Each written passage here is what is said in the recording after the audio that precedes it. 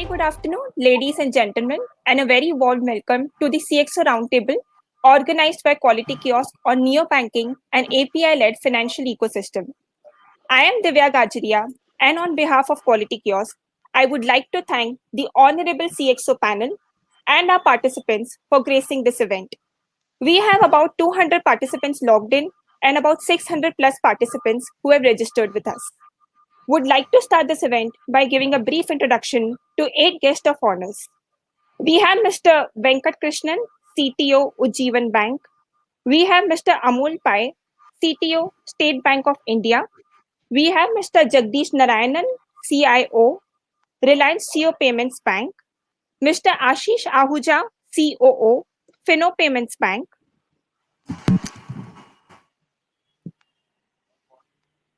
Mr. Sunil Soni, CIO, Punjab National Bank. Mr. Ronti Kar, CIO, Bandhan Bank. Mr. Deepak Sharma, President and CDO, Kotak Mahindra Bank. Mr. Manish Chawar, CEO and founder, Quality Kiosk.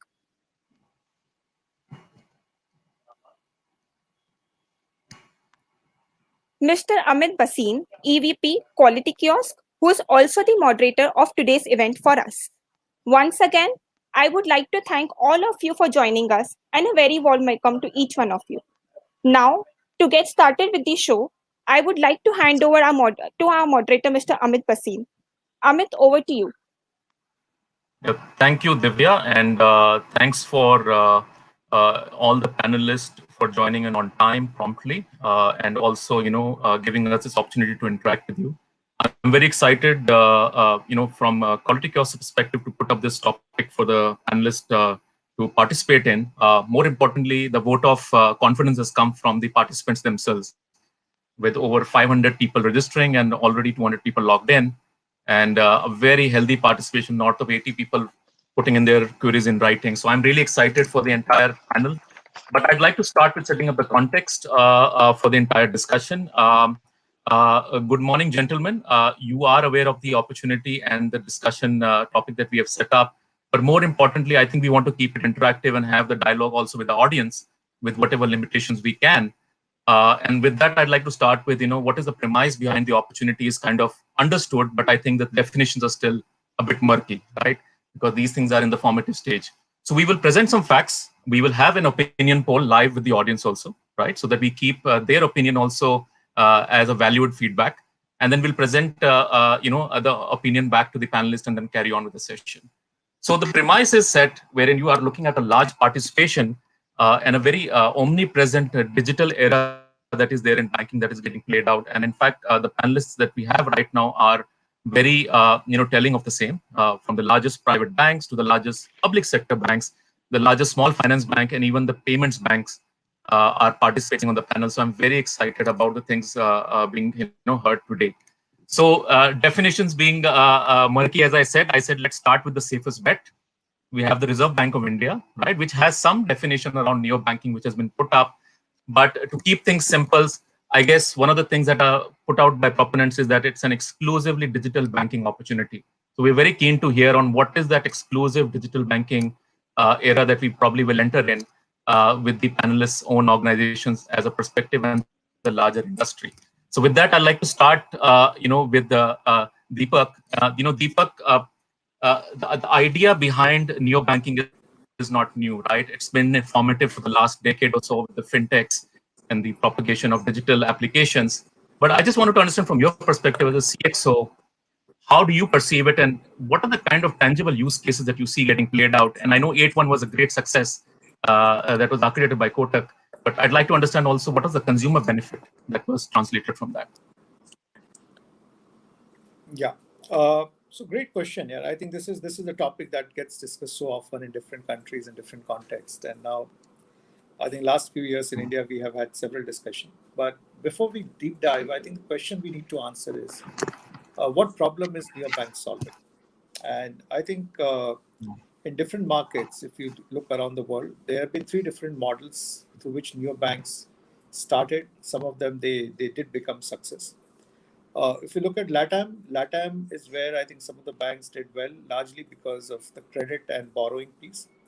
because banks were giving credit at a very, very high APR, and neobanks came and tried solving that problem, and they did reasonably well. In North America, they went and solved the problem of paying a higher rate of interest than what banks could pay on the saving accounts or deposits. While in Europe, they found a different business model where they went on asking for a fee because there was no differentiation in terms of either the rate of interest, because literally the interest rates are zero or near zero. And on lending, there was no under-penetrated or underserved market that they could cater to. So it went more as a fee-based model and the interchange on the cards. When you deep dive into India, the question again in Indian context, it's not a template that worked well in other parts of the world. You can lift and shift in Indian context. Oh. And in India, when PSU banks through Chandhan and all other private sector banks through financial inclusion initiatives, or I see even Fino here, who have been driving financial inclusion. There are a set of banks who are trying and cater to different set of customer segments already in a very, very differentiated manner. And some of the early users of neobank in India, we are seeing coming in with a differentiated customer experience for a very, very defined segment. Now, obviously, there is a problem to be solved there. For example, if you are a small business or a trader, you may require 10 other things which bank may not offer as a part of their financial service extension. Or if it's a corporate salary or a blue collar. And I think they have found niche and early use cases. But historically in the markets, while every fintech or a neobank starts with a narrow use case, eventually there is a need to rebundle various financial offerings for them to become profitable. With 811, what we tried doing was we changed the experience of onboarding of a customer, giving them a richness of a banking experience. And we believe that if experience as a layer is the only differentiator, then sooner or later that may not remain a differentiator, because that is something everybody is moving towards. I think what will create success for neobanks in markets, including India, is to look at set of value proposition which is just beyond the experience layer. And I think if they could build something like that, which is more tangible and long term, there is a model of success. But banks are also raising their bar, and it's not just 811 from Kotak. I'm sure many banks are upping their digital quotient in terms of they are reimagining journeys or building better connect and experience for customers. True. So I hear you. So you are in one way saying that UX is not neo-banking alone, right? And there are more tangible scaling to be done. So, but do you see, as a follow-on question to the other panelists, and probably Ronti, you come from the spectrum which is very scalable to the masses. Do you see any winning use cases that are applicable? Yes, of course, because see, we have a large segment, but this large segment is, although they are not very digital savvy, but lot of things can be done or can be thought around that.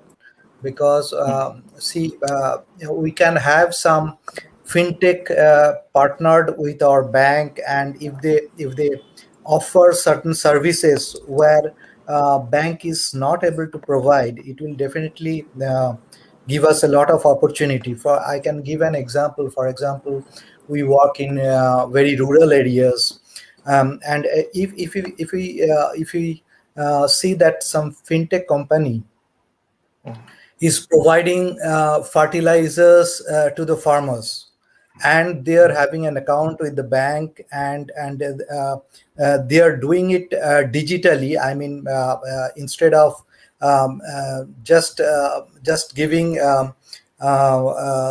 money to the farmers, if we can translate into some digital journey for the farmers, so I think that can also help. Also for our collections. We have we faced tough time, especially during the pandemic situation, for collecting money from the individuals. Now, if we get some fintech partnered with the kirana shops who will collect the money on our behalf, that will really, I mean, be an opportunity for both of us. It will be a win-win situation for both of us. So I think yeah. yes, this neo-banking will definitely help in these areas. Yeah, so I think one of the examples I'd like to probably ask the other panelists also if they have any perspective of any exclusive digital banking. But Jagdish, if scale is talked about, probably that's one ambition that the Reliance Group definitely looks at through Jio Payments Bank. Any digital exclusive kind of consumer benefit model you see getting scaled first, like Deepak mentioned that fewer models will scale initially higher, and then others need to come in.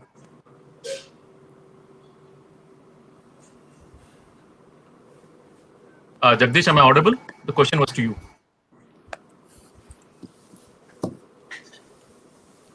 Jagdish, you're on mute.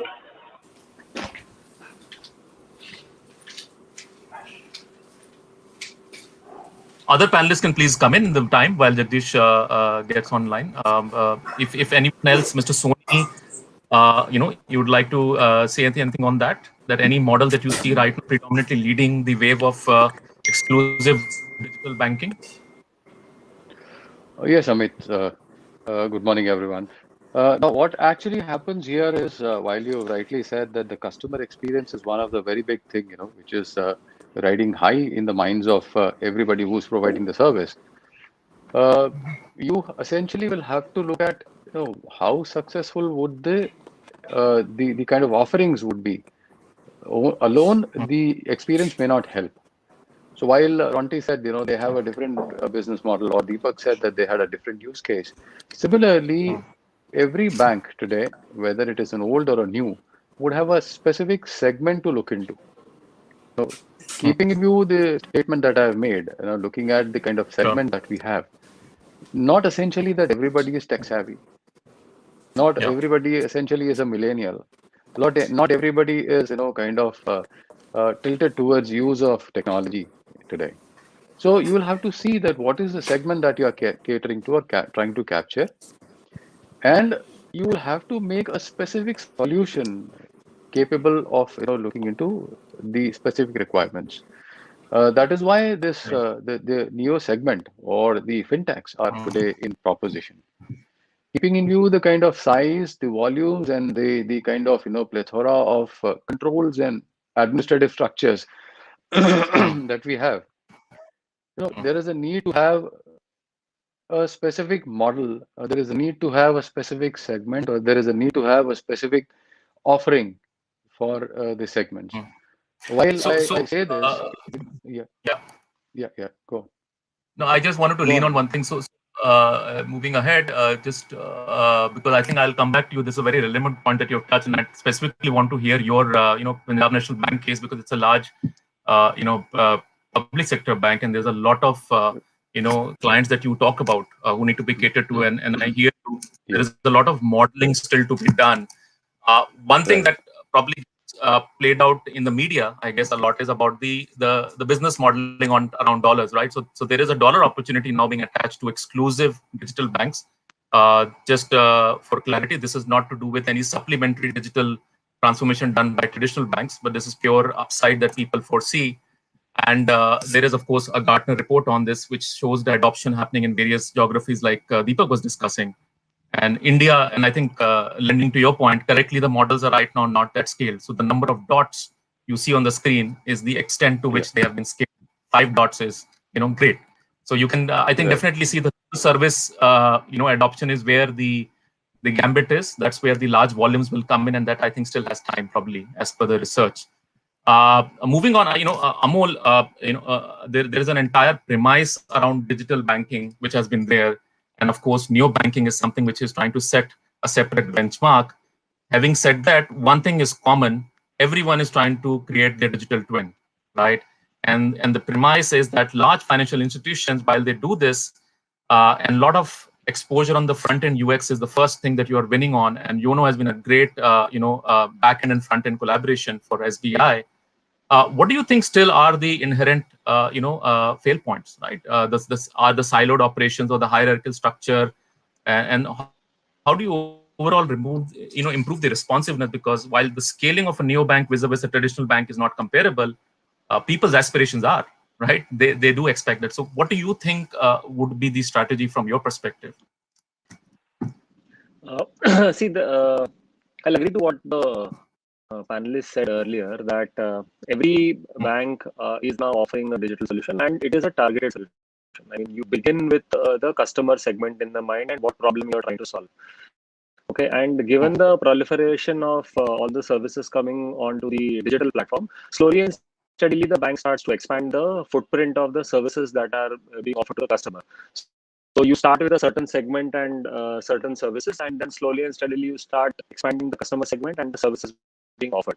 Now, for a bank of the size of SBI, and to let go of the possibility of having any siloed approach, what we did, especially for YONO, is that we started something called as a garage. So in a garage, what was done is that the application was not treated as YONO as an application. It was obviously because YONO was a digital front end being offered to the customers, but at the back, you had the whole plethora of core banking services, be it the traditional core banking, the retail loan systems, the credit card services, the general insurance services, so on and so forth. So the first thing that was done is that to break the siloed approach, a garage was brought in. So it was very focused that the customer should get a friction-free experience.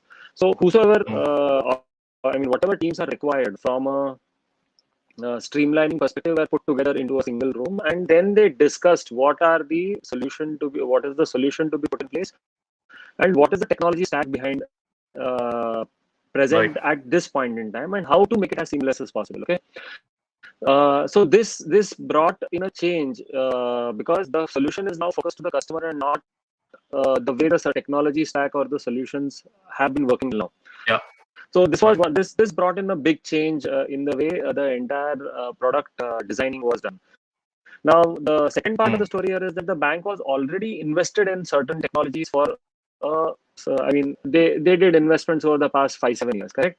And those systems are still running. Right. So to put it in a very different way, solutions which were purchased 4 or 5 years back, they catered to a problem with the front end on a browser. Correct. They did not have APIs as a solution. Now, for digital banking to work, you require APIs. So soon it became a fact that for whatever solutions are getting designed, you had to create APIs so that the entire system could be, could be offered on a YONO platform.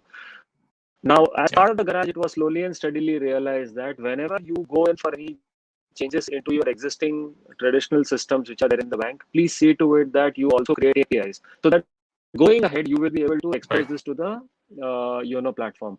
So, in a nutshell, to break the siloed approach, we created the garage concept. Everyone comes together and we create a solution.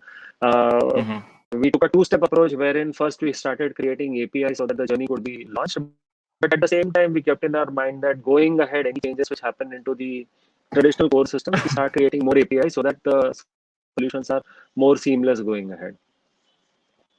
Yeah, it's actually you touched upon a Nerve API led architecture, because that is frankly the central nervous system which will help scale any open architecture of banking, so to say. And Europe has kind of led the way from a regulatory perspective.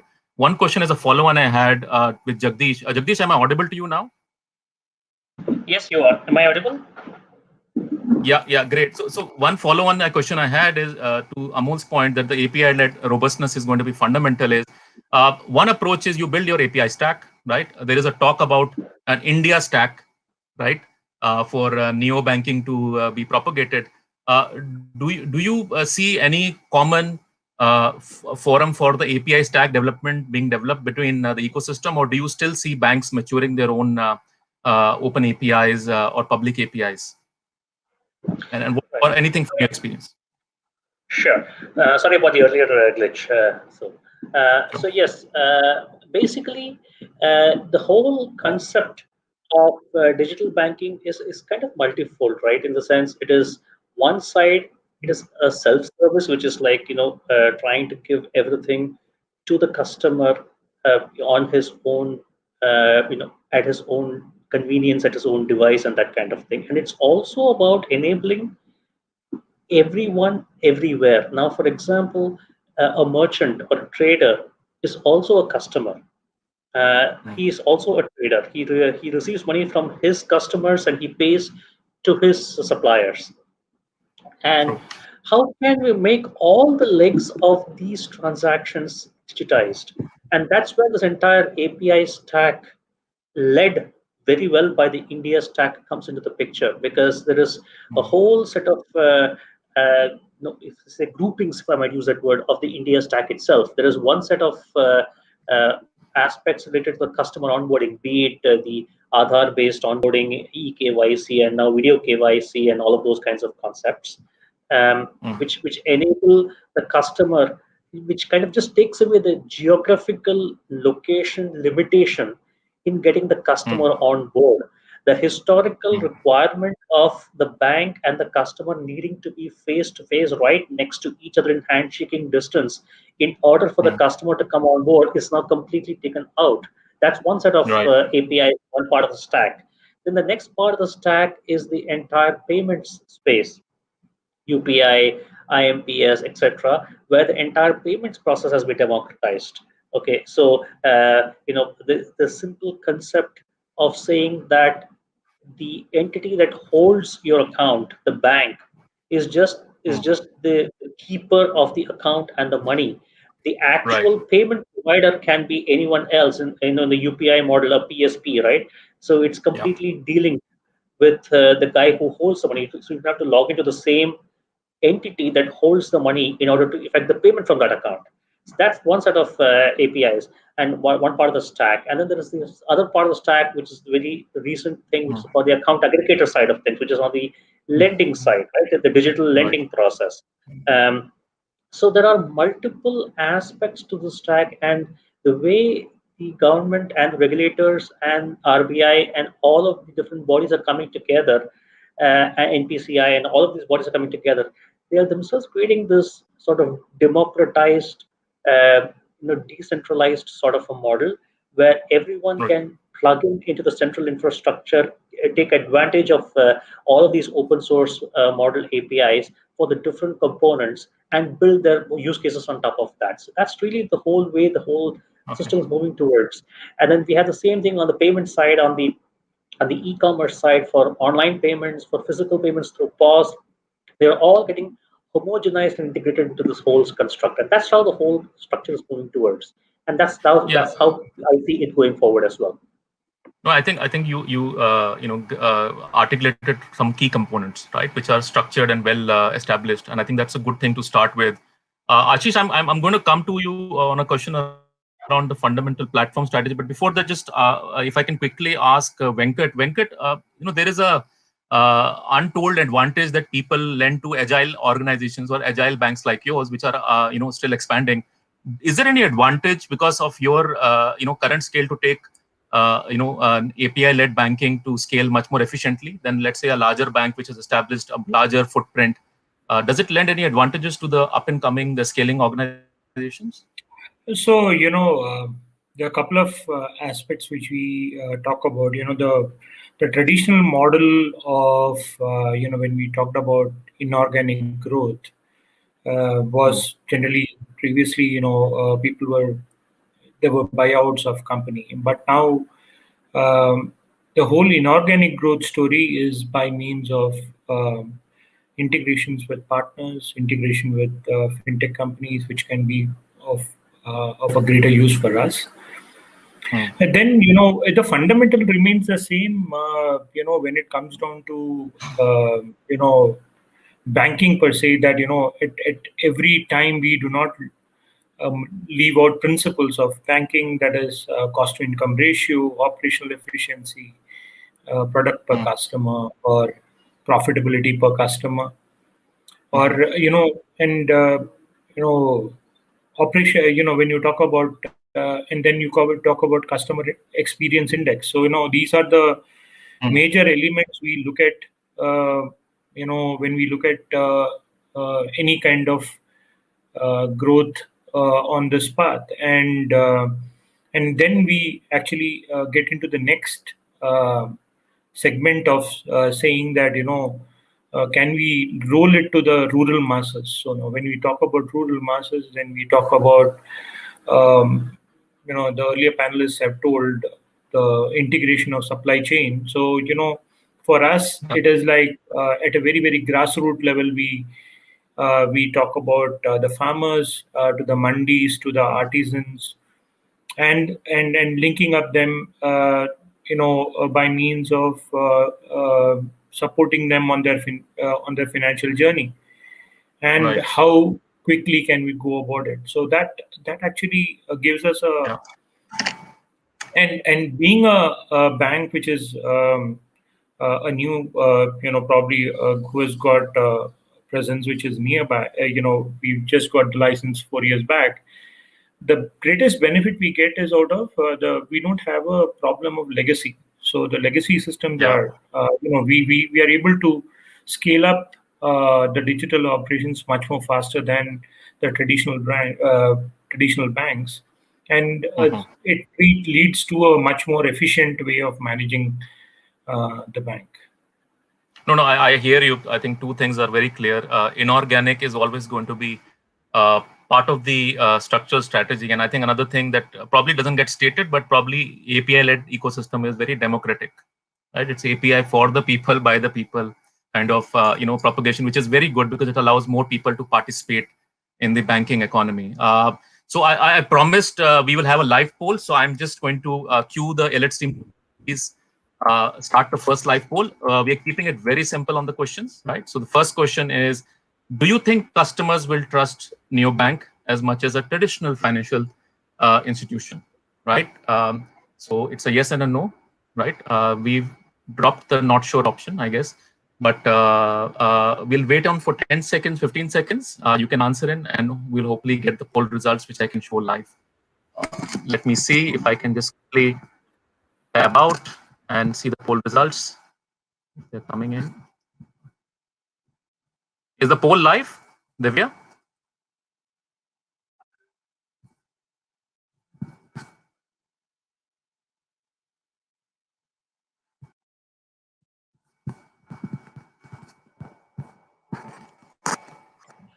Divya, yes. can you confirm? Yeah.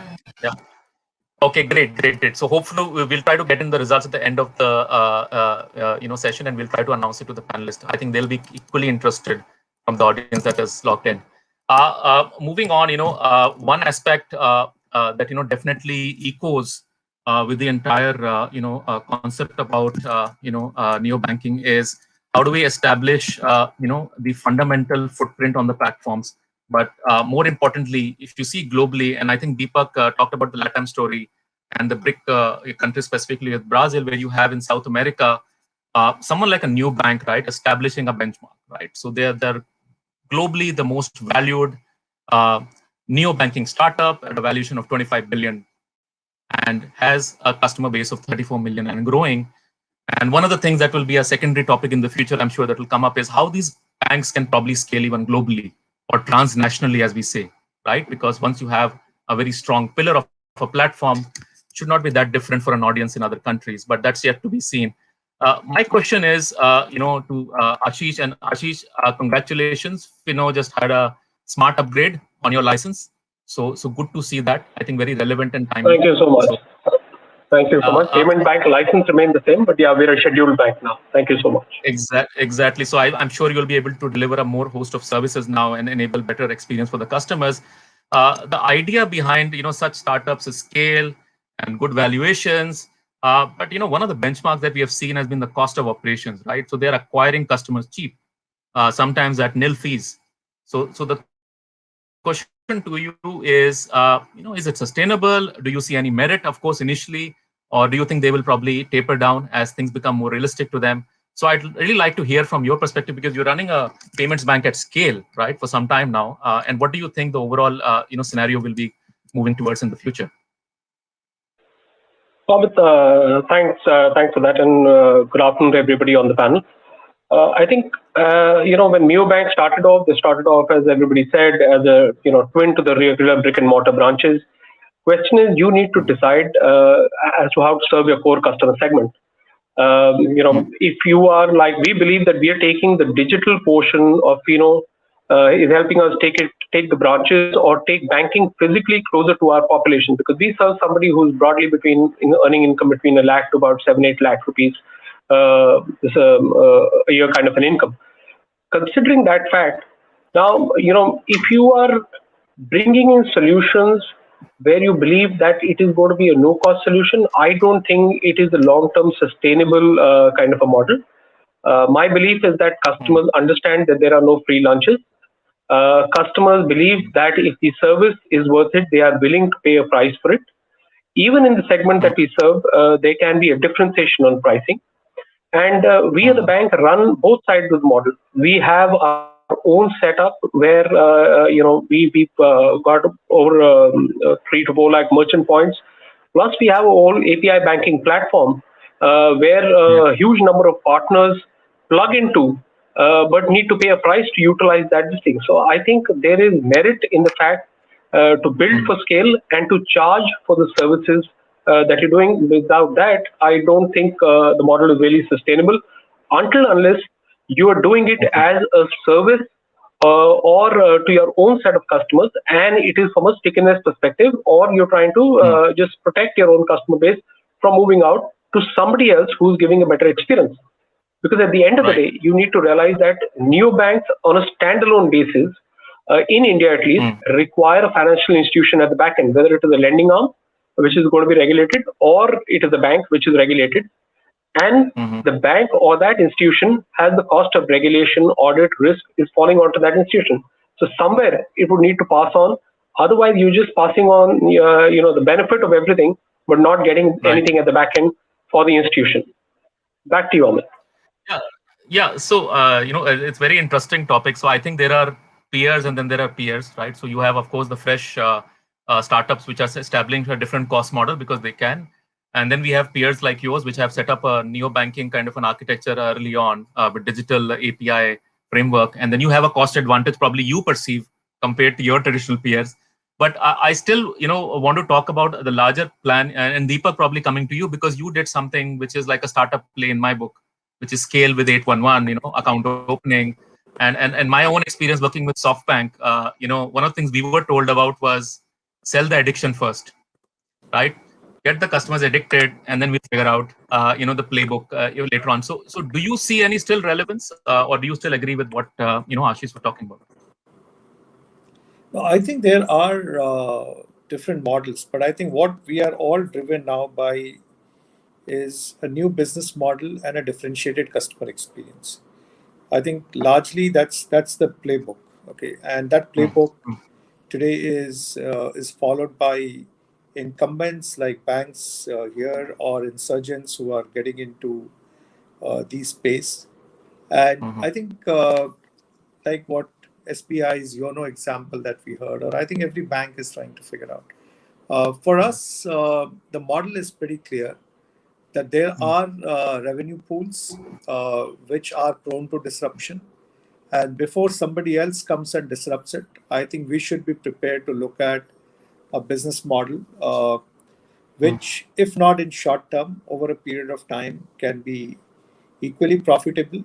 The model may not be same. That means the unit cost to acquire and serve or the unit economics will be very different for these new business models. And we have learned this through our lens of 811. Because initially, first when we launched, a lot of people used to ask us this question: hey, is this base as profitable as your conventional one? Answer is no. At a unit cost level, but it is profitable because if my cost to serve is say 10% or 15% of traditional model, and if my ability to acquire is 8 to 10x of my traditional model, why would it not be profitable overall? And I think that's how one needs to relook at it. And as we speak, we are in the process of launching another new platform, which is going to solve another big use case and a problem completely grounds up. Very soon, in next few weeks, that will get unveiled. And there again, we took a problem statement and said, if we were a fintech or a startup, how do we reimagine the relationship of customer with money? And that's not from the lens of a bank or a financial institution, but just plain simple English that we wanted to put as a problem statement and then start drawing from there. And I think there are many such examples you'll keep seeing from banks coming around. And banks at the end of it, I think, have that luxury because they have a lot more of customer insights. They do understand a lot of customer pain points. The problem so far was that we built one-size-fit-all model in the past. I think today the technology, the reusability of various components, our ability to rapidly test, launch, roll back if it doesn't work, all that is available to all of us. I think once the intent is in place and we are ready to take some amount of risk, because we are not putting our entire house at risk when we try these new business models. And I think as some of these bets pay off, I would say as an organization, we have greater confidence to take many more such, launch more such, I would say, boards, which is not going to sink the ship. The ship is stable. And I think when the ship is stable, you can launch many such speedboats and see what kind of new learning and business models can we test and scale it up. True. So I hear two things. One is you have tasted success and you are now trying to scale that model. So that's a great sign. And I think your confidence is really, one of the things that you're leaning in on. Amol, just quickly, if you, from a YONO or larger SBI play, do you see, scale at the cost of some marginal revenue initially getting played out similarly at your level also? See, the thing is that there is a set business model for SBI, correct? I mean, we are now trying to offer as many digital services as possible onto the YONO platform. So the revenue and the cost model that keep varying based on at what point in time you take the statistics.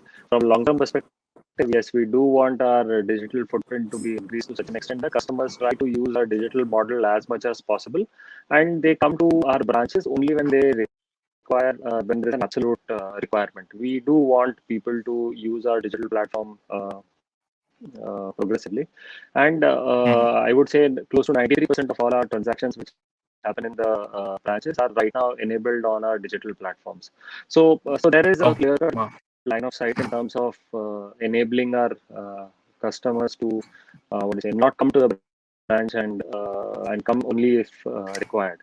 So I'm sure this is the approach being taken by most of the banks, whether it is a small, large, or a medium segment bank. You give everything on the digital front and make the visit only if it is mandatory. The revenue and the cost to income ratios and all, I'm sure that is best left to people who are calculating it. From a CTO perspective, for me, it is important to see to it that the platform is enabled. The future, we are future ready, so that we keep on trying different services. We learn from those services and we keep on making it better. No, great. So I think what the existing banks have an extra onus is, while they digitally transform themselves, they also carry the onus of transforming their customers and taking them along, right? So that we are all together as the journey scales. I think that's a very relevant point, and I see SBI being one of the largest owners of that responsibility at a social level also. So that's great to hear. So I'm going to jump in quickly, let's team, on the second poll first, and then I'll go to the rest of the panelists. So can we have the opinion poll number 2 up? The premise is very simple. Do you see traditional banks keeping pace? And the underlying question here is, will there be a technology keep up, right? And then, of course, would there be an innovation cycle, a pacing that the traditional banks will keep up with these neo-banking entities as you understand them to be? So looking forward to your responses. I'll give it a 10-second timer, and I think your screens will be showing it now. Yeah. Okay, so look forward to the poll results. Very keen, and we'll be sharing this with all the participants after the event, because I'm sure you're equally curious to get the results out. So moving ahead, I think we've kind of covered some of the fundamentals around the operational life cycle and how do you approach the markets. But what is probably going to be more critical right now is the inherent challenges that are being experienced in these rollouts on an ongoing basis. So Jagdish, I'd just like you to articulate, because Jio in some terms has been called the largest startup in the world, right? at scale. But of course, you guys are innovating and trying a lot of new things, I'm sure, and things will shape up in the future as it becomes more concretized. But what are the kind of obvious regulatory or technology skill kind of hindrances that you are trying to overcome, or maybe you're taking advantage of, that you will be better at delivering vis-a-vis the peers? Could you talk a bit about that? Sure. So clearly, while the country is moving, regulators are very much in favor of digital and neo-banking concepts, and RBI has been extremely agile themselves in creating the right frameworks, the kind of rights, regulations, and pushing this agenda down very well. The challenges do remain on the ground simply because of the diversity and the geographical size and scale of the country, and the level of financial literacy, the penetration levels, and that is what we're trying to break through different means possible. Things like, even things like smartphone penetration, as it is improving, there is a long way to go for it to catch up. So that's the reason why you find that there is this JioPhone, which is a 4G feature phone, where we have enabled the entire financial services practically. So and that is so the concept being, even if it is a truck driver stopping by a chai wala to have a 5 or 10 rupee chai, can that 5 or 10 rupee payment be digitized? Which means, can the truck driver pay 5 rupees digitally through his JioPhone, and can the chai wala receive that 10 rupees on his JioPhone, and that is enabled actually. So the JioPhone actually acts as a micro POS, which can actually receive payments. So some of these concepts, the idea being, in order for it to be scalable, it has to reach the last mile. It has to hit the bottom of the pyramid, and in doing this, it has to be in sync with all the extant regulations and provisions that are there. While they are like video KYC is a great example on how RBI has themselves given an opportunity to be compliant with all the PMLA and KYC provisions, etc., and yet not be constrained by geographical limitations. Likewise, there are several other areas which we're definitely trying to take advantage of. There are challenges that remain, that's just inherent because of how the way system is, language thing, which is again an opportunity according to me. So you have just make sure that you're completely decentralized by virtue of supporting local languages, vernacular support, and have digital mediums to deliver things through different media. At the same time, also take advantage of existing touch points. I mean, there are physical touch points available, right? So how much can you make a single touch point into a multi-function touch point? If you go to a store, a small little store, to just buy grocery, the nearby store, can that grocery trader be enabled to be more than just a grocery seller? Can he become a micro bank for you? Can he do a bit of financial services for you? Can he deliver certain services for you which are just beyond giving grocery?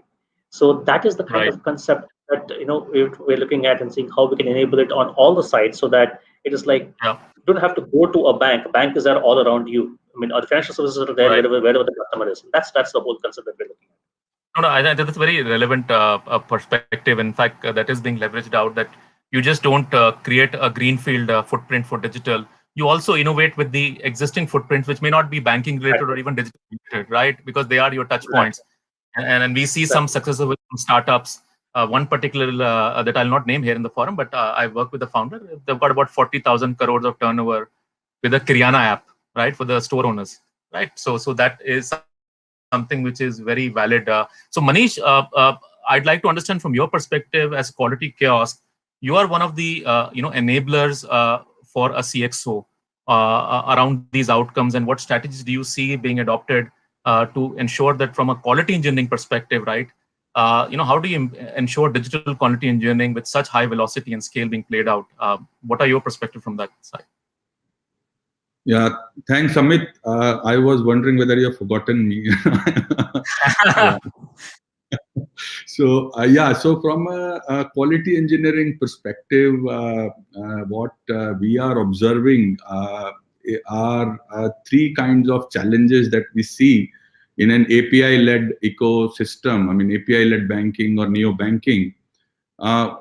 One of the first problems is in any API-led ecosystem, half of the IT resides within the data center of the bank, and half of the IT might be outside the data center of the bank. What I mean is the partner APIs or the last mile that is equally crucial in delivering a delightful customer experience. So how do you get visibility into the experience of the IT that resides outside your data center? How do you figure out or try and predict where the customer experiences may break, or having the data to be able to auto heal these issues before customers really get impacted in a larger way?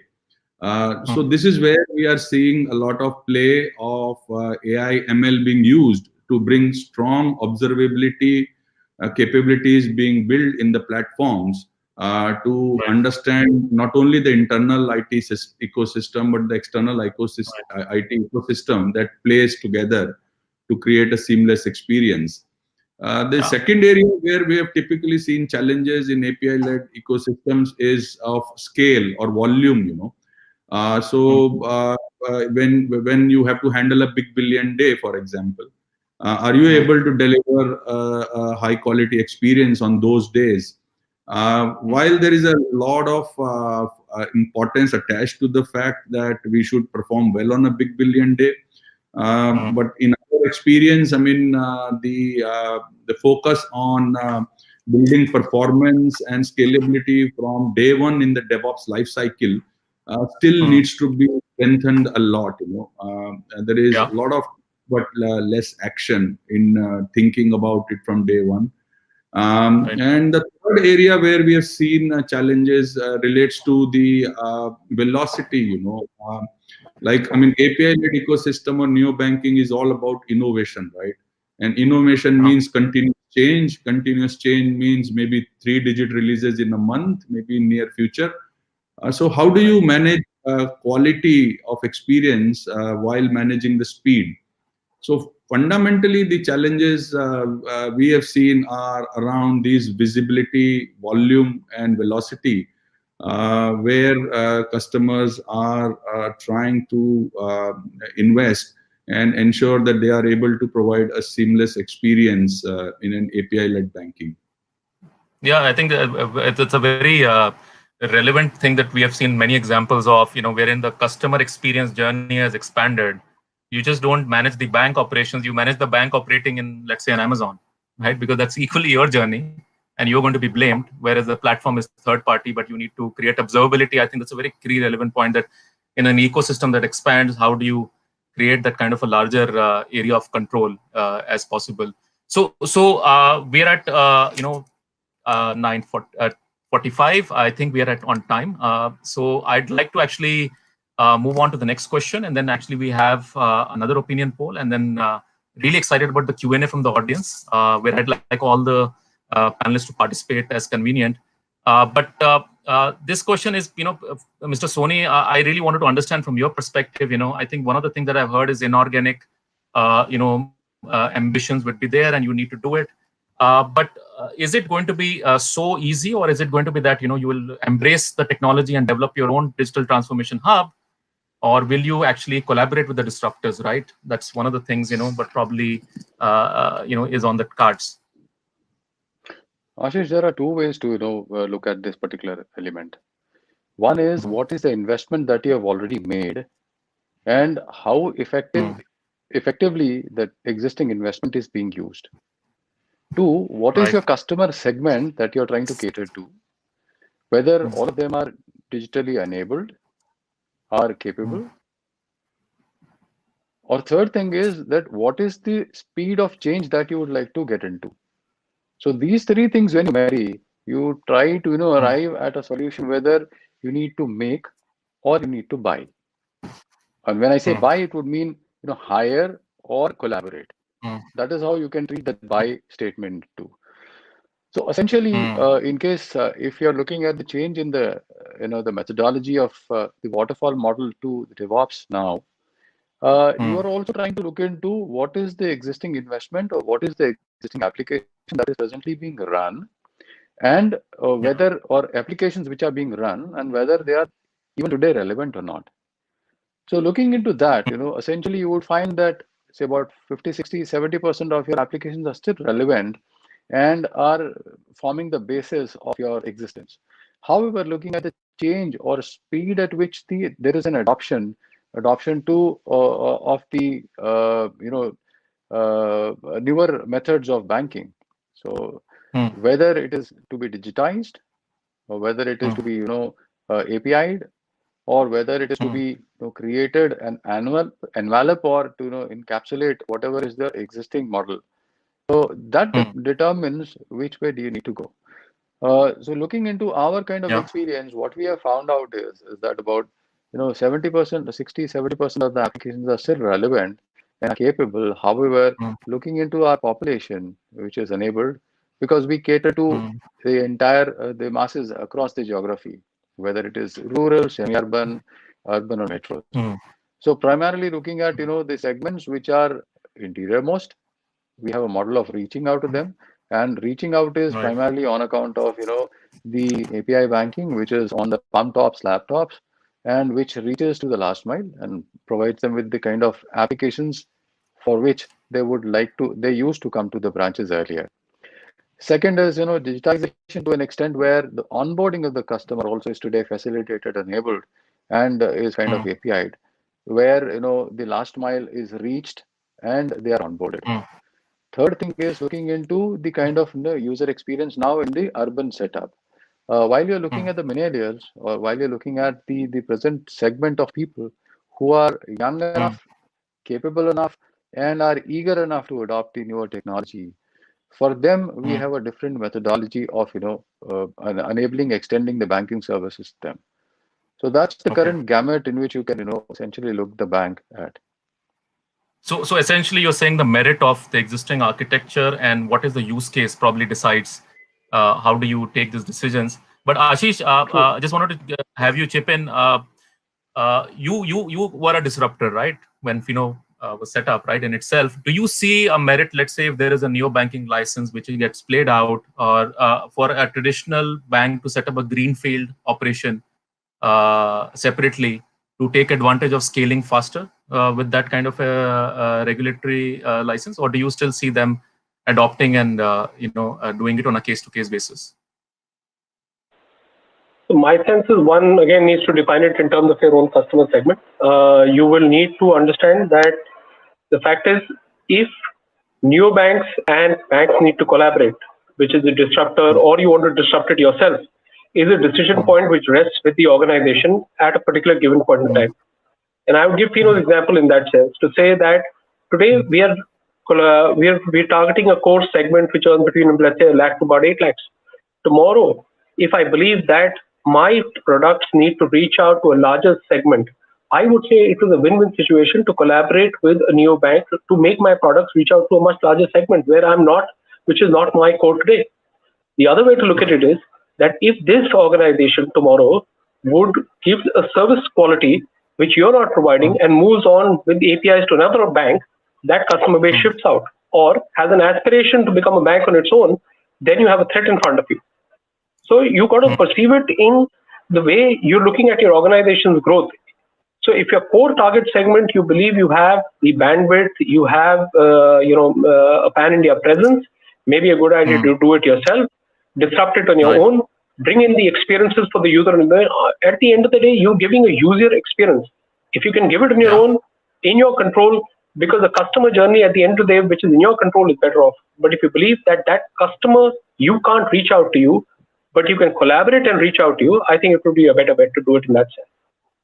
Yeah, I think it makes sense. In fact, Manish, since we, at Quality Kiosk are enabling a lot of these API-led rollouts, do you see any merit that since it's going to be so convenient to interact with an API-led architecture, that banks will find it easier to deploy their customer journeys through a partner. Do you see that getting played out in your experience?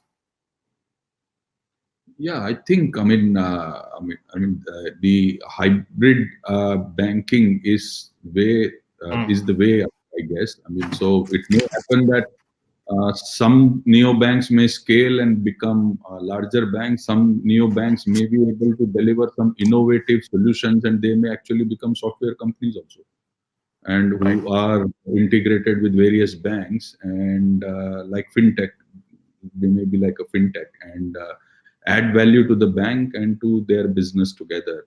So yes, more and more partnerships will happen, and we will see neobanks moving in this direction as well. Yeah, I think that will probably lead into maybe more innovative products, right? Yeah. Right, because eventually that customer is consuming a product, and that product delivered better is what the customer will adopt. So great. So we'll move on with the audience with the last opinion poll. And interestingly, it actually kind of hints at what your answer was. Is hybrid banking the solution, right? So I think we're somewhere on the right track. So do we see ourselves collaborating with a traditional, with a challenger, with a digital, with a neobank, right? In an ecosystem which is stitched together with an API architecture, or you're not sure about it? So I'd love to hear the opinion of the audience at large, because this is something I think probably is on most people's mind, which is the steady middle path, right, which could be taken forward. Great. So one thing that definitely is of a merit that I've heard from all the panelists, and and coming to the last leg of our discussion, is that there is scalability advantage. We have a country of different segments, and we have different use cases that will get played out, which will decide the merit, right, of many of these strategies that get deployed practically. One from an SBI perspective, you heard Amol speaking, and the other from a fintech perspective that you heard from the other speakers. So that's very interesting.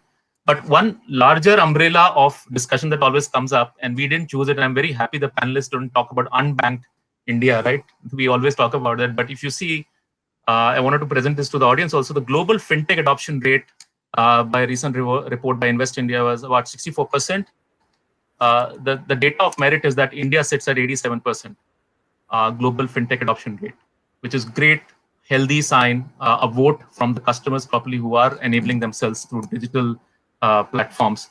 Interesting side note, of course, is that you have the bank accounts also proliferating the last 8 years, although it's yet to be seen what are people doing with those accounts, right? So I think there is an opportunity left open for the entire audience to explore.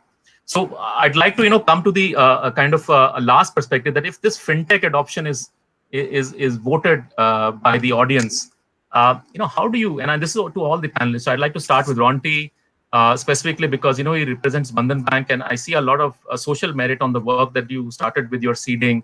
But then I'd also like to have all the panelists come in and give their perspectives, that all this technology in a wrapper of an API-led architecture, so to speak, you'll eventually need to humanize it, right? Because that's where the people connect. So it could be done through technology, of course. But what are your perspectives, Ronti? Starting with you.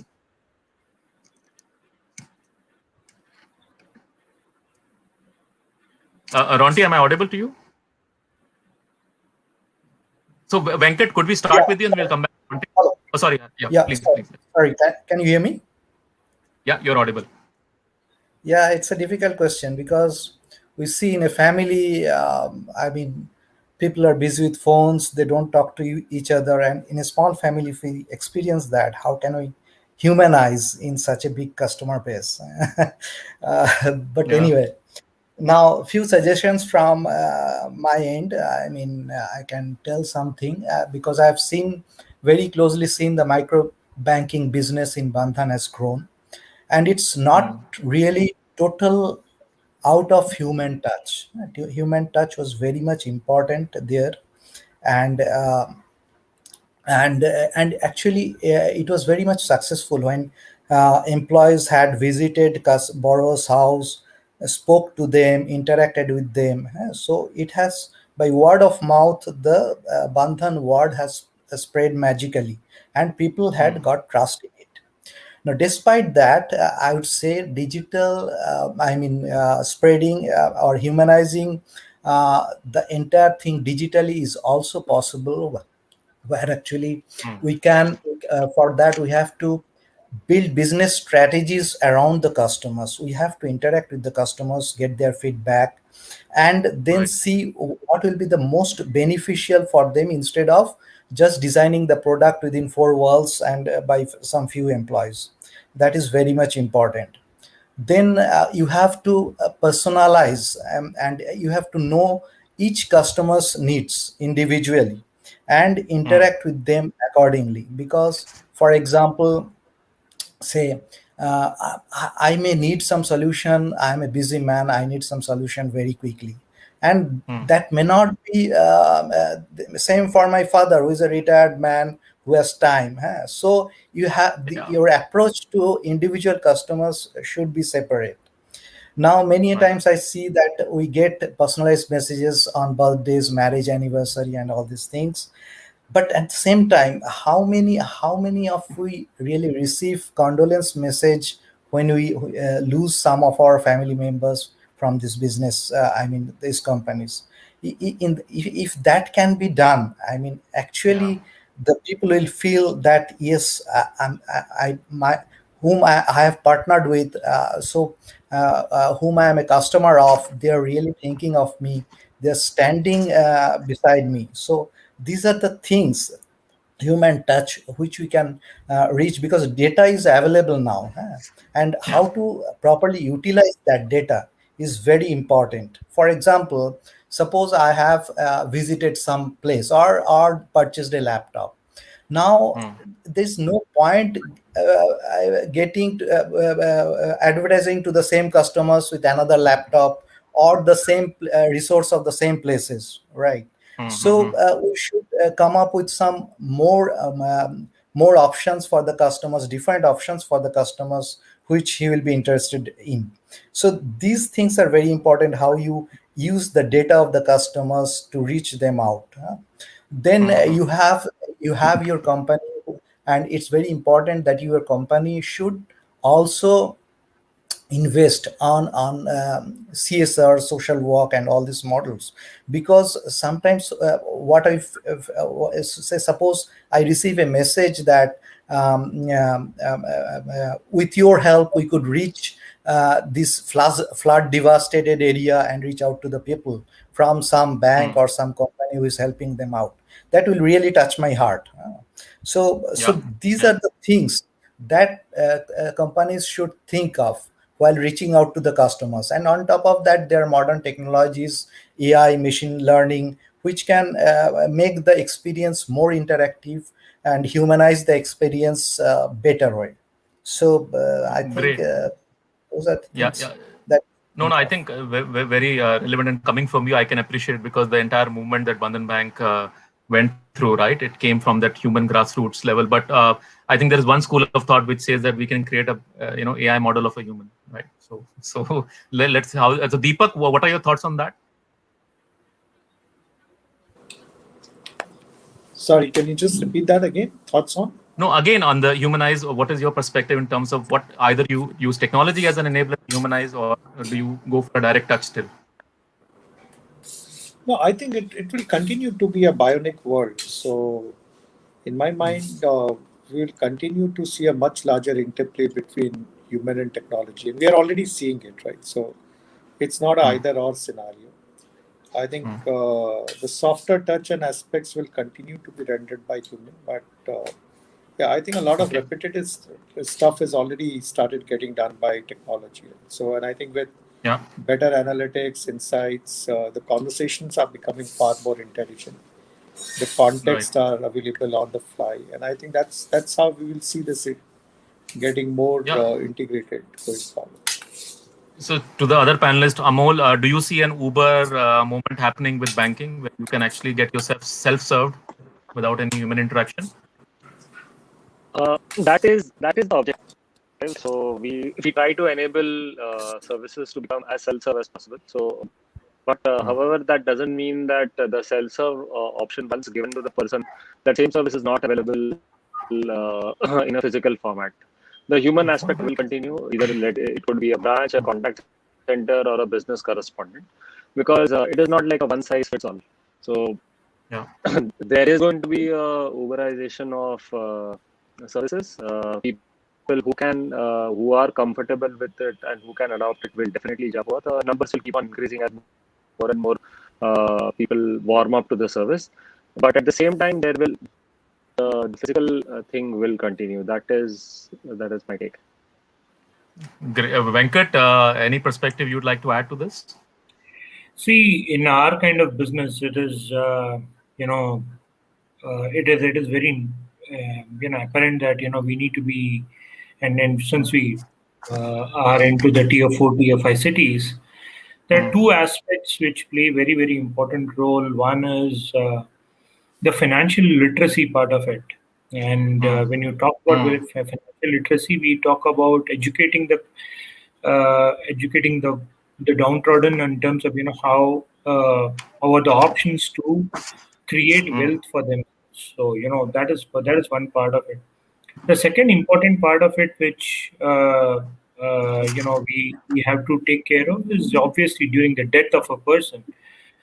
In our case, where in terms of when you talk about micro banking segment, and when you talk about a death of an individual, we need to serve the customer. So we actually give X amount of money directly. As soon as we reach, we do not even take papers. We actually give money directly to the person when the death happens, and then we process the claim for the life insurance, and give the money back to the family.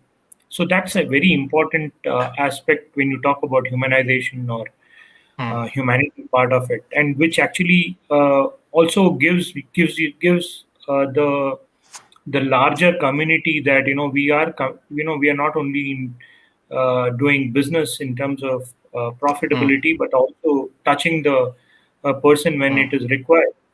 The third important factor we need to take into consideration is how are we addressing the demographic part of from an age perspective. How are we going to target when you talk about age, how are we going to attack each and every age group, and how are we going to enable services to them without any problem. And by that we are talking about how can we simplify his journey to the bank, to the nearest location from a logistic perspective. He doesn't have to travel 10 kilometers to do a collection. So we have tied up in terms of our means of tying up with the network service providers, or through kirana shops, by which we will be able to make those payments and collections very, very easy. So that's the model in which the humanization aspect will work, and will work and is working at the ground level from our bank perspective. No, great. In fact, this question, in fact, I'll try to get in the other analysts, but we have Q&A where I think some relevant questions linked to this are asked about. But this question was actually a counterfoil to the entire discussion, right? So this in some manner is the key challenge for a neobank, right? Which they'll have to overcome because they established themselves as a purely digital exclusive bank. Some of the advantages that you talked about, the panel members talked about, that you will still carry the human touch in tandem, I think is probably the challenge they have to overcome first to convince people to adopt. But yeah, I think that is where both of the parties will probably merge at some place. But great input from all the panelists. As I said at the top of the hour, we are excited about the audience Q&A. I want to respect their questions and quickly have them acknowledged and answered best possible. Puneet Bakshi, he's a CEO with Cardstore Private Limited. He has a question around principally saying that, look, everyone calls themselves a neobank, right? And it has some merit that you don't have a licensed definition probably existing there. So the question is that, is a co-branded partnership in neobanking right now in practical terms? So anyone in the panel can answer that, or I'll nominate. Anyone wants to take the answer? I'll take it. So answer is no. I think co-branded partnerships have been happening for decades now. So I think on the card side. Yeah. Neobank obviously is not yet fully at scale in India. That also I agree, because I think everybody is trying to bring in some part of neobanking, either as an experience layer or API or open banking stack. I think the question always is, what is it eventually for customer and for all the participants of neobanking? And also, is at some stage, will this also have the regulatory and the risk aspect of it? So today there are many of these areas are gray, because today a neobank and a bank partnership is seen more as a TSP or a BC kind of an arrangement. But from data, security, risk, liability, the licensing, obviously all that is managed by the bank, which is at the back end. And obviously, as I mentioned, at the end of it, there has to be a sustainable business model. So everybody is trying bits and pieces, and in my mind, it's still going to take some time before we see some formidable model which is sustainable, and how regulators are going to look at it from a medium to long-term basis. Yeah, and then you can only claim to be a new bank, and that makes sense. So, Mr. Bakshi, just congratulations. You will be getting an Amazon voucher served to you digitally, of course, right? So I'll move on to the next question. We have from Axis Bank, Anand Kulkarni. What is the impact? And I think Ronti talked a bit about it, around financial inclusion, and the assumption that he's presuming that rural residents are not that well aware of a banking process in general and always prefer to see someone in person. But that also presents an opportunity that you can actually have a first banking experience digitally only on a mobile, which might be convenient for a rural customer, as Jagdish mentioned. So, Jagdish, would you want to answer that, or Ronti? Yeah. Yes, to me, actually, to make neobanks a success, so digital literacy and financial literacy both are equally required amongst all the customers who are even in the rural areas. Now, with the penetration of the infrastructure technology, we have seen that connectivity is now mostly available in very remote parts of India as well. So technology may not be a big challenge, but the point is someone has to drive the initiative, drive this financial literacy, and build the trust amongst the customers. Only then it is possible for neobanks to get success across pan India. So that's my view. Yeah, Jagdish, you sit on the other side of the spectrum. So, do you see any advantage that people who don't understand the banking process, come on board with a digital payments bank, for example? Right. So yes, indeed. And now this is exactly the same thing as the earlier question on humanizing/personalizing the experience. I mean, for that matter, I would not even go all the way down to the rural or to the hinterland kind of people.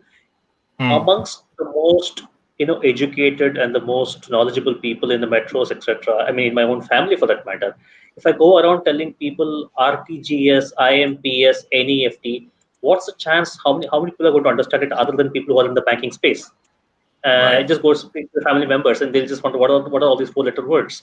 So if I have a good digital experience, but that just says, okay, select from RTGS or NEFT or IMPS, etc. That's not going to be a smart thing to be doing to most people, and then we're just kind of just almost teasing them, stating that they don't even know what these four-letter words mean. Okay, so it is about making people understand. Their simple payments. He needs to pay to the other person, or to the shopkeeper, or to the merchant, or to his friend, and he needs to make simple payment. And how can you make that payment experience on his digital as sort of as conversational or as casual as he would do if he was just whipping out his wallet from his pocket and giving him the money, or just writing out a check for him. Okay, so until and unless we get to that level of equalization, if I might use that word, of the digital and the personal kind of experiences, people always struggle with this gap of financial literacy coming in the way of understanding all of these things, because unfortunately financial services are full of jargon everywhere at every step. Okay. I mean, I have had so many people asking me, and very, very often people asking, what is KYC? And what is it? Because that's right Yeah. from opening a bank account, every third sentence is full of jargon, and it's very, very Right. hard for anyone to understand all of that. So it's a question of sort of de-jargonizing some of all of that stuff and making it very simple, very human, very Yeah. conversational, and very Yeah. casual for people to make it work. And that's really the main thing that we're trying to do at this point in time. No, I think very, very pertinent. In fact, I'll give you a non-banking examples for non-conflict purposes. So you have an Uber and Ola economy of about 1.5 million drivers, right? Their first application lifecycle learning is happening, and they're all doing digital-led transactions.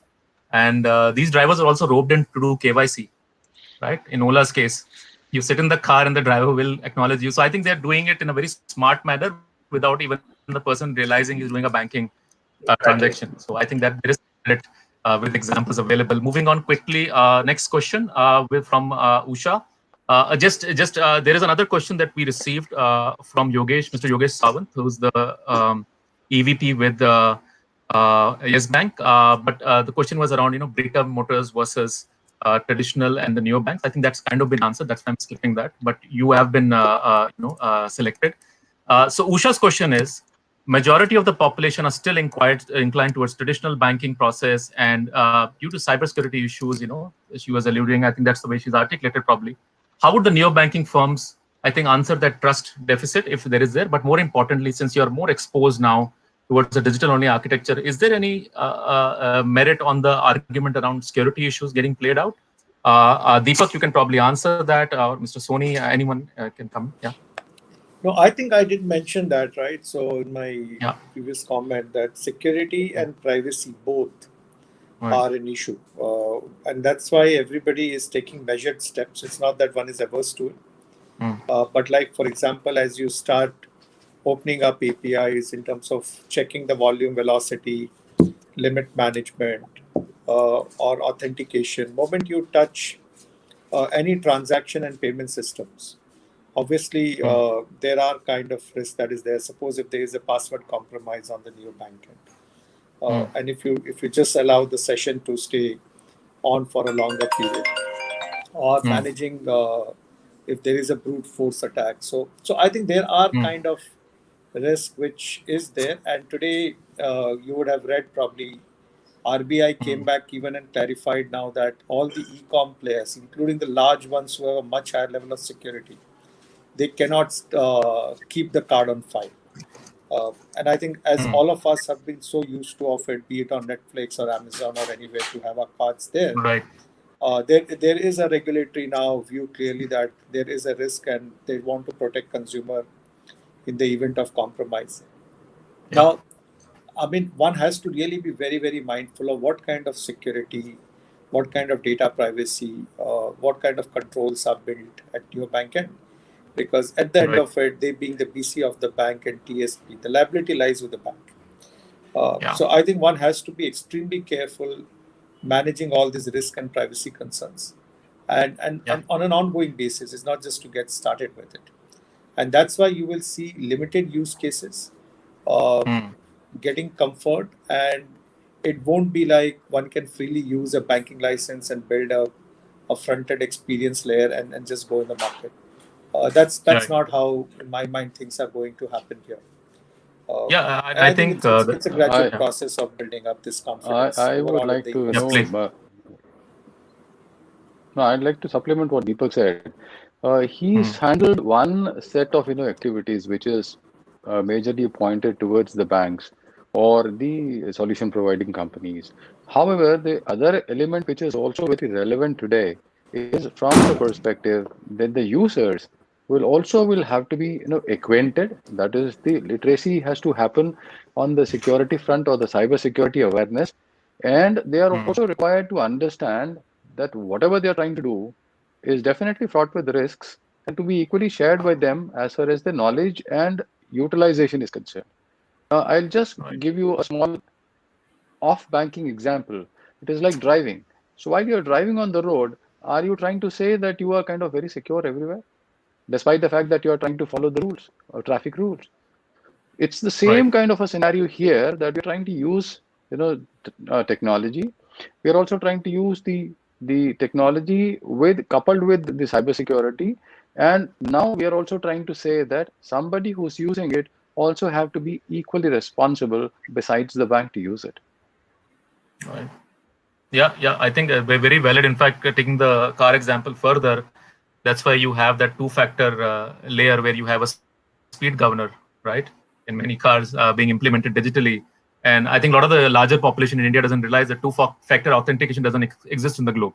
It's a very Indian thing. But I think those balances highly reduce the scale of fraudulent transactions that can probably exist but don't exist. And I think tap on pay is something which is now creating that kind of a scenario. Amit, also to couple this, with one more small, supplement, is that today we are also looking at the kind of insurances which are there for the banks to, have a backup arrangement with, and also from a perspective of compliance, because the regulator also is very, very stickler to the fact that in case if there is a cyber fraud, the users will have to be compensated provided they have followed certain guidances, and bank is also. No, I think I think it's a very relevant topic. Yeah. Globally, I think underwriting is very matured around these practices. I think in India will also. I think you are very relevantly pointing out. Underwriting such risk, how it will be done. I think that's something which banks are figuring out. But there is a scale to it. Yeah, I'm sorry. Were you adding something to that, Mrs. Soni? No, not beyond this. Okay, great. So I'll just quickly move to the next question, which I presented out earlier, but we'll kind of move ahead if it's okay with the panelists. But if you'd like to add anything, please do. This question is, again, a principal one, a competitive advantage. I think we have kind of talked about it. So if it's okay, can we move ahead? Yeah. So I'm going to come to the next question. This is from a design engineer from Intel. His question is, again, that will neobanking focus on customer creation in the early phases in metros, or will it be in rural? So I think the question is that will there be a stagger in scaling this, or do you see that happening in an omnipresent manner across the nation? If Venkat, you could probably just start with that, and we can have other panelists come in. See, I would rather say that it is it's demographic. I had mentioned earlier also. It all it will be. It's also going to be democratic in that manner across India. It is going to be the new age customer who is going to adapt it. And probably it will, let us look at a target segment of 35 and below, who is going to be, who will take the advantage of it much more efficiently than people who are at a, who are used to going in a bank, or probably with internet banking, or, who are comfortable with mobile banking. So these are the new age customers who are going to be using this channel. And they are only going to be much more away from branch concept, and they are going to be much more relying on information that is going to be passed on digitally. So that's all about it. Yeah. So Manish, in fact, from a deployment perspective, if you look at lending credibility to a digital first architecture, does it have any relevance to the risk associated with it? Because now you're actually banking a lot on enabling transactions purely digitally. So anything that you'd like to add in terms of how do you look at that risk? Because a rural customer may approach it separately, and at scaling it at such volumes, which has not been seen. Does the penetration add any complexity to the entire quality engineering lifecycle? I think, from a rural perspective, the difference only is more from a financial literacy perspective. That an urban may be more literate, in a rural setting it may be less. But from a perspective of quality engineering, the risk would be in some other area, like the last mile, if I were to say. But the last mile on the rural side is actually not as good as the last mile on the urban side. So many times, like I once was meeting a very senior CIO in one of the large banks. In fact, it's represented here. So I was told that they launched a digital platform, but still they were seeing queues at their branches in the rural area, right? Whereas they was completely competent of handling many of those transactions. And fundamentally, it was because the last mile in the rural areas is not good, and plus added the financial literacy angle. So, but primarily, I think wherever they even tried financial literacy, it is because of the last mile they were not able to scale the operations there. So, like Flipkart and all realized that they launched a Flipkart Lite and a Flipkart Regular. So, is another angle, you know, when you are launching for rural, you have to be cognizant of all these angles. Yeah, I think the appropriate. I think also the panelists, as I mentioned, the use cases are very critical. In fact, just to some of the points I heard, I think Amol mentioned, and I'd like to have him come in just to add into this point. Is you talked about enablement at a 90% rate, but there's still, Amol, a perspective that still is lacking to be answered. Is there any? I think we're still talking about delivering the existing services as they exist. Do you think the services will shape completely different? Will there be new products which will at least disrupt? Is that a direction, or you still see that maturing the existing services onto a digital-only platform is the life cycle we will continue for the next 5 years? Or do you see some fundamental disruption happening in the products themselves that are being delivered to the customers? Correct. So I'll answer this question. I'll answer this question in two parts. So the first part, obviously, is the question which was asked, like, will neobanks only cater to the rural customers or to certain customers? That will not be the case. It will be a targeted, way of rollout. Correct. So YONO has got retail. YONO also has got Krishi. So it addresses a certain market segment. It doesn't matter where the person is located. It's a market segment. Slowly and steadily, YONO Krishi has got Mandi, it has got a Mart, it has got information. So it is about bringing a certain target segment onto the digital space. Will the person not get the services when they go to a branch or a business correspondent? Obviously, they'll get the services all over again. But it is trying to make the person use the services more so that they are more self-sufficient. That's the first part. Okay. So traditional services, whatever is there, it will definitely be going on to the digital platform. The second part is that there will be improvements, or there will be some kind of disruptions which will be developed based on the current ongoings in the market. So we do have products which is pre-approved in nature.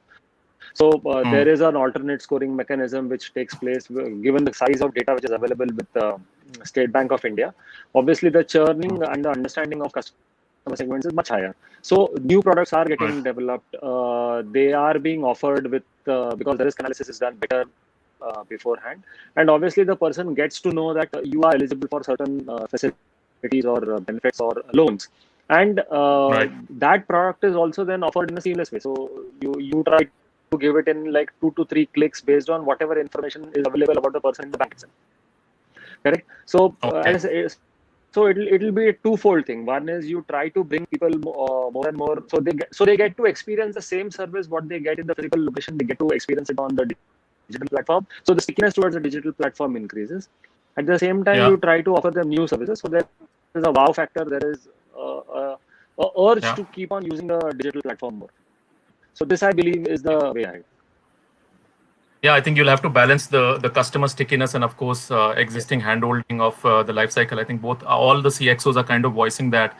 And I think one of the few points just to close out the discussion is I think enablement has been one of the key talks, and digital literacy, it goes hand in hand with that.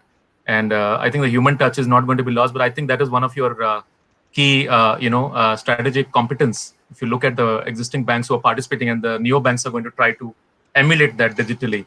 So gentlemen, thank you. We're at the end of our time, scheduled time. I hope we could manage the time in the intended space. It's not enough. Idea being that we at least have some fundamental perspective from you to the live audience, which is north of now 225 that I can see. So I'm very happy to have them hear you out personally. So Manish, again, I'd like to just bring you in quickly to give a vote of thanks to all the panelists who have selflessly contributed and helped us enrich our knowledge. Well, thank you very much, Amit. We are really glad to have a very enlightened panel today, and it was personally very enriching. And I'm sure that the same would go with the audience, that they got very deep insights into this trending topic on neo-banking, API-led banking. I'm extremely thankful to Venkat, Amol, Jagdish, Ashish, Sunil, Ronti, Deepak, for taking time out today on a Saturday and sharing their experiences.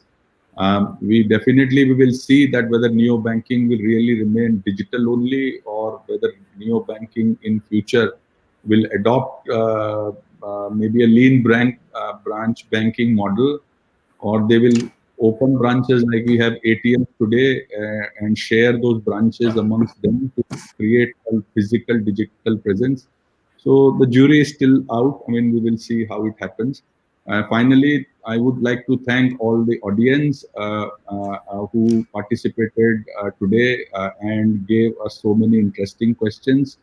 And thanks to you, Amit, Divya, who did a great job along with our business team in organizing this event, and our partners, ELTS, who have ably supported us.